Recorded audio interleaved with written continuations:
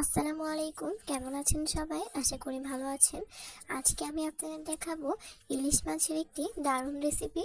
সেজন্য আমি এখানে প্রথমে বেগুন এবং কচু নিয়েছি। বেগুন এবং কচু ভালোভাবে ধুয়ে আমি এখন তুলে নিচ্ছি। এখন আমি একটা কড়াইয়ে তেল দিয়ে দিলাম।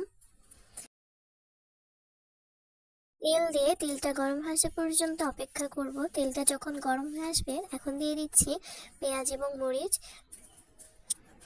এখন আমি ভালোভাবে নেড়েচেড়ে কিছুক্ষণ ধরে ভেজে নিচ্ছি। এইভাবে করে কিছুক্ষণ ধরে নাড়াচাড়া করে ভেজে নিতে হবে। নাড়াচাড়া করে ভেজে নেওয়া হয়ে গেলে এখন আমি এখানে দিয়ে দিচ্ছি অল্প একটু পানি। পানিটা দিয়ে আমি আবার এটাকে মিশিয়ে নিব। আর এখন দিয়ে দিচ্ছি হলুদের গুঁড়া, সাথে দিয়ে দেব মরিচের গুঁড়া। এখানে অল্প একটু মরিচের গুঁড়া দিলাম।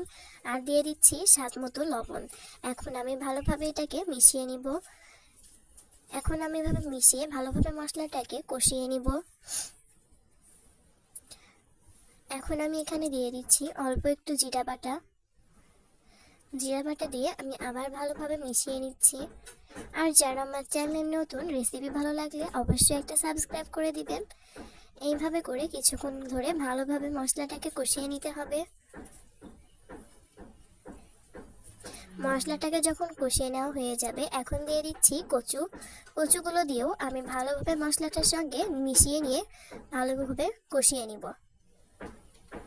আর এইভাবে করে আজকের রেসিপিটা রান্না করলে কিন্তু খেতে ভীষণ মজা লাগবে।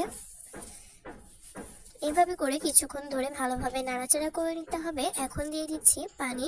পানিটা দিয়ে আমি আবার ভালোভাবে মিশিয়ে নিচ্ছি।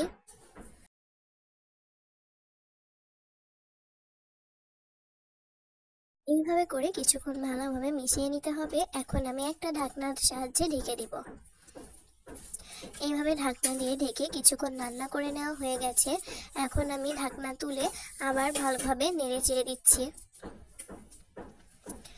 এখন আমি এখানে দিয়ে দিচ্ছি বেগুন। আগে থেকে কেটে রাখা বেগুনগুলো দিয়ে দিচ্ছি। আর আজকের রেসিপিতে কিন্তু এইভাবে রান্না করলে বেগুনগুলো কিন্তু গলে যাবে না, একদম পারফেক্ট থাকবে, সবুজ সবুজ দেখা যাবে। তো এই তো বেগুনগুলো দিয়ে আমি আবার ভালোভাবে মিশিয়ে নিচ্ছি। আর এখন একটা ঢাকনা দিয়ে আবার ঢেকে দিলাম। কিছুক্ষণ পর আমি আবার এগুলোকে ভালোভাবে নেড়েচেড়ে দিব। যারা আজকের এই রেসিপিটি ফেসবুক পেজ থেকে দেখছেন তারা চাইলে কিন্তু ফেসবুক পেজটিকে ফলো দিয়ে রাখতে পারেন। এইভাবে করে কিছুক্ষণ ধরে কষিয়ে নিতে হবে। আর এখন দিয়ে দিব মাছ। মাছগুলোকে আগে থেকে ভালোভাবে কেটে ধুয়ে রেখেছিলাম। এখন মাছগুলো দিয়ে আমি আবার ভালোভাবে নেড়েচেড়ে কিছুক্ষণ ধরে রান্না করে নিব। আর ইলিশ মাছ দিয়ে কিন্তু এই রেসিপিটা খেতে ভীষণ মজা লাগে। এখন আমি ভালোভাবে এটাকে মিশিয়ে নিচ্ছি। এইভাবে করে কিছুক্ষণ নাড়াচাড়া করে রান্না করে নিতে হবে। আর এখন আমি ঝোলের জন্য পানি দিয়ে দিলাম। ঝোলের জন্য পানি দিয়ে ভালোভাবে এখন নাড়াচাড়া করে মিশিয়ে নিব।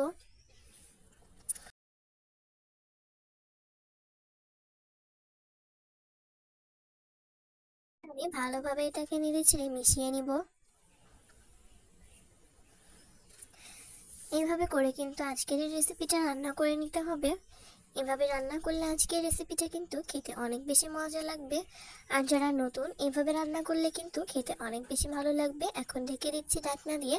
কিছুক্ষণ পর আমি আবার চলে আসলাম। এখন আমি আবার ভালোভাবে এটাকে নেড়েচেড়ে মিশিয়ে নিচ্ছি। এইভাবে করে কিন্তু আজকের রেসিপিটা তৈরি করতে হবে। এই রেসিপিটা যারা এখনো বানাননি অবশ্যই বানিয়ে খাবেন, অনেক বেশি মজা লাগে কিন্তু। আর অবশ্যই আপনাদের কমেন্টের মাধ্যমে জানাবেন কেমন হয়েছিল আপনাদের রেসিপিগুলো। তো এই তো, আশা করব ভালো লেগেছে আপনাদের। রান্নাটা কিন্তু প্রায় শেষের দিকে, আর কিছুক্ষণ রান্না করে নামিয়ে নিব। নতুন কোনো ভিডিওতে নতুন কোনো রেসিপি নিয়ে হাজির হয়ে যাব। সেই পর্যন্ত সবাই অনেক বেশি ভালো থাকবেন, সুস্থ থাকবেন। সবার জন্য দোয়া শুভকামনা রইল। আল্লাহ হাফেজ।